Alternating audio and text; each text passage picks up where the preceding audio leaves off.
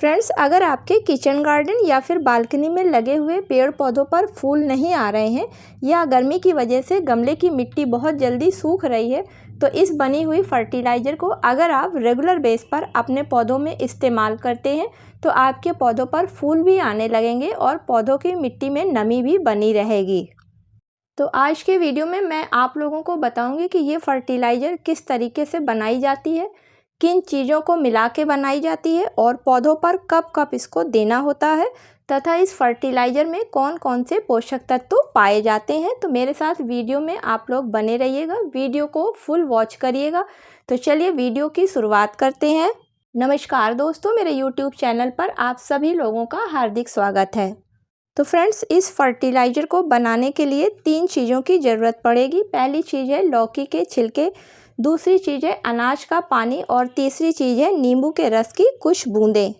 इस फर्टिलाइज़र को बनाना स्टार्ट करूं उससे पहले फ्रेंड्स, लौकी के छिलकों में क्या क्या चीज़ पाया जाता है जिसकी वजह से ये इतने यूज़फुल होते हैं हमारे पौधों के लिए। तो लौकी के छिलकों में काफ़ी मात्रा में पोषक तत्व पाए जाते हैं, जैसे कि विटामिन B1, B2, B3 और विटामिन B6। इसके साथ साथ इसमें calcium, iron, zinc, potassium, magnesium और मैंगनीज जैसे एलिमेंट्स काफ़ी अच्छी मात्रा में पाए जाते हैं। इसी तरीके से अनाज के निकले हुए पानी में प्रोटीन के साथ साथ कई ऐसे पोषक तत्व पाए जाते हैं जो हमारे पेड़ पौधों के लिए काफ़ी यूज़फुल होते हैं। अब इस फर्टिलाइज़र को बनाने के लिए सबसे पहले आप 1 कटोरी के करीब लौकी के फ्रेश छिलकों को ले लें, यानी कि लगभग 100 ग्राम के करीब, और इन छिलकों को एक महीन सा पेस्ट बना लें मिक्सी में कुछ पानी डालकर। और जब आपका ये पेस्ट बन जाए तो इस पेस्ट को आप कहीं हवादार जगह पर 24 से 48 घंटे के लिए रख दें। आप इसका तुरंत भी पेस्ट का इस्तेमाल कर सकते हैं अनाज के पानी में डालकर, लेकिन फ्रेंड्स ऐसा माना जाता है कि कोई भी फर्टिलाइज़र जितनी पुरानी होती है वो उतनी ही ज़्यादा असरदार होती है। 48 घंटे बाद यानी कि 2 दिन बाद ये जो सॉल्यूशन यानी कि जो पेस्ट है ये हमारा बनके तैयार हो गया है पौधों पर देने के लिए। लेकिन फ्रेंड्स, इसको ऐसे ही नहीं देना है, अब इसमें हमें अनाज का पानी मिलाना है। तो 100 ग्राम लगभग पेस्ट में 1 लीटर अनाज का पानी मिलाकर अच्छी तरीके से घोल को तैयार कर लेना है। और जो ये हमारा घोल बन के तैयार हुआ है ये हमारा अब पौधों पर डालने के लिए तैयार है।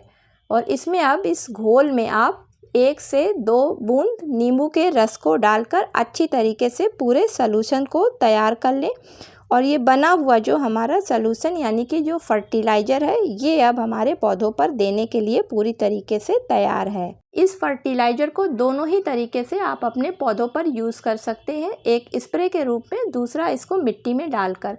तो स्प्रे के रूप में यूज़ करने के लिए पहले इस सॉल्यूशन को छान लीजिए, छानने के बाद में स्प्रे पंप में भरकर और अपने उन सभी पौधों पर इसका स्प्रे कर दीजिए जिन पौधों पर फूल नहीं आ रहे हैं। अगर आप गमले की मिट्टी में इस फर्टिलाइज़र को डालना चाहते हैं तो फ्रेंड्स इसको ऊपर मिट्टी में नहीं डाला जाता है। उसके लिए गमले की मिट्टी 1 से 2 इंच करीब हटा लीजिए और हटाने के बाद अगर आपका गमला 10 इंच का है तो उसमें आप 200 ml के करीब इस फर्टिलाइज़र को डाल दें। और डालने के बाद में जो आपने बाहर मिट्टी निकाली है उस मिट्टी को डालकर पहले जैसे गमले की मिट्टी को बराबर कर दें। इस फर्टिलाइज़र को डालने से हमें अपने पौधों पर कई फ़ायदे नज़र आते हैं, क्योंकि फ्रेंड्स इन लौकी के छिलकों में काफ़ी अच्छी मात्रा में vitamin B1, zinc, potassium, calcium पाया जाता है जो कि हमारे पौधों के लिए काफ़ी ज़रूरी होता है।